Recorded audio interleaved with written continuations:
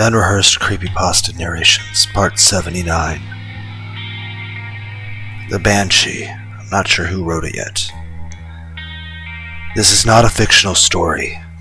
This is an account of what happened to me when I was young. It was a normal day in the country.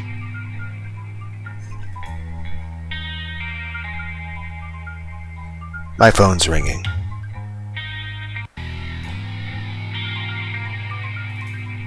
This is bad timing for this.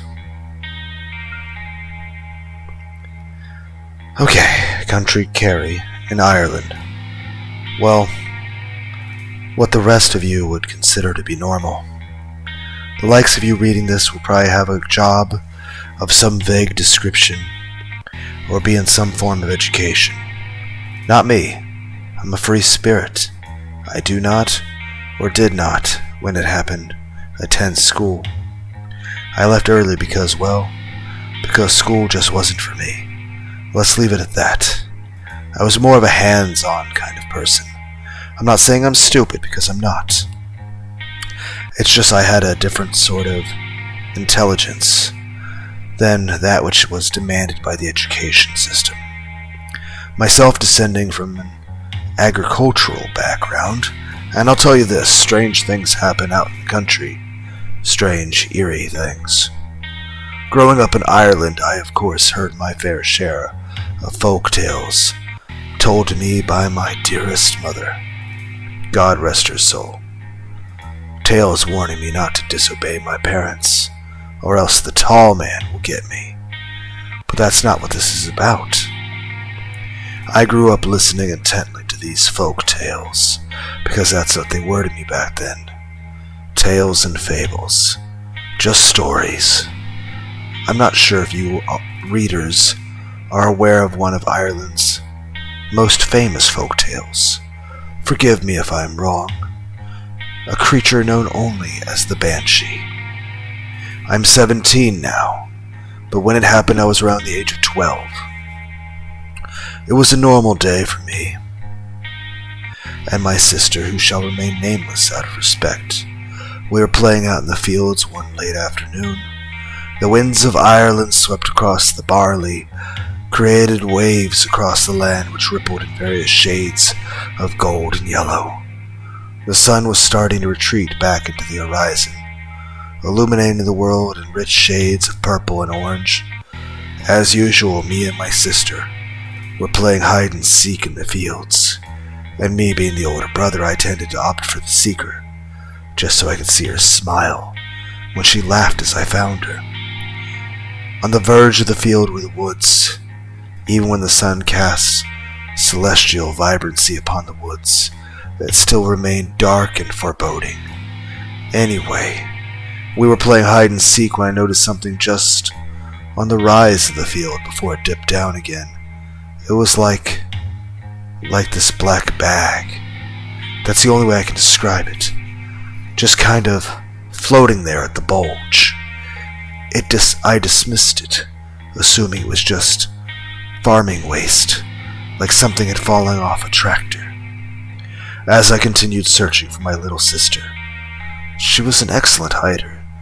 On some days I wouldn't even find her at all, causing my mother to panic rather frequently. Though the barley, this black bag thing, managed to keep itself fixed in my peripheral vision. Again, I dismissed this, thinking it was that cause of the wind fluttering the bag around. I noticed some movement in the barley about 20 meters from me. So I crouched down and silently waded through, hoping to find my sister, and hoping that the sound of the wind would mask me. As I hoped for the sound of the wind, I heard something quite different.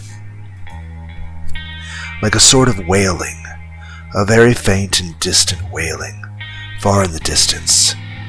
I stopped and listened intently and made a cup over my ears. The sound of the wailing merged with the whistling of the wind, coming through the woods, almost like the sound of a kettle boiling. I crouched there listening for X amount of time, 30, maybe 40 seconds. My sister jumped up from hiding and ran to a different location. which made me jump out of my skin. That bag blew nearer to me and was now in sight, just floating there. I began to be creeped out. It seemed like it was following me. I shouted to my sister that the game was over and that we were heading back inside. My gaze was fixed upon this black bag which seemed so ominous. My sister appeared at my side. She looked up at me and I down at her. She knew that look. I wasn't joking around. I told her to go back to the house, which was just over the wall and 100 yards down the road. She obeyed, as she knew that tone I gave her. I made sure she got over the wall safely, and then I turned to where the bag was, or at least where it used to be. It seemed to move across the field in a zigzag pattern towards me. I froze with shock as I didn't know what to do, and all I could do was watch this bag come closer and closer.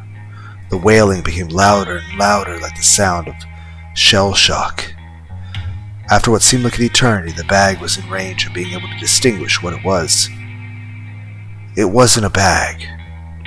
It was some sort of black robe, much like the Witch King from the Lord of the Rings.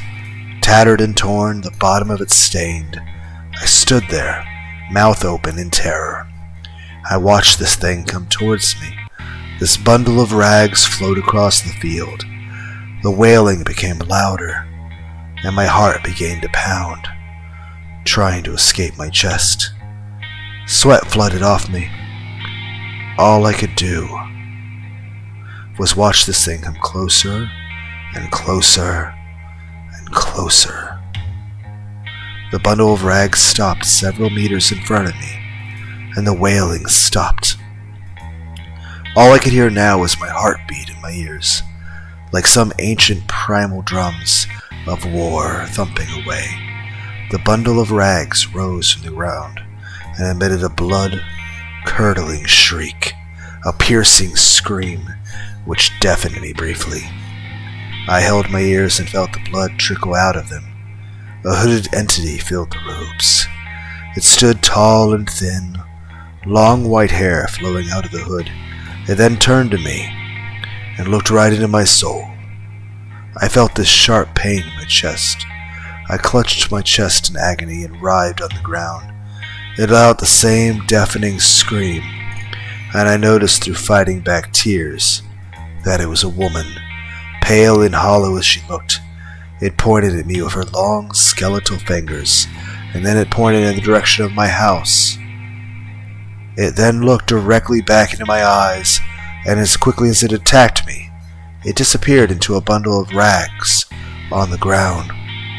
I lay there in the earth, panting, sweating, and looking at the blood stains on my hand. I lay there in pain and fear. It was then I realized what I had just seen. The omen of bad news and death, the banshee. It wasn't coming for me. It came as a warning. I had to get back to the house. I stumbled up from the earth and eventually ended up at the house. I found my sister standing in the kitchen, silent in shock. She didn't hear me crash through the door. I startled her when I touched her on the shoulder. She looked at me in horror, tears streaking her face. Speechless, she looked at me, then looked to the floor, where my mother lay, dead. Authorities report she died of a heart attack, but I knew what really happened.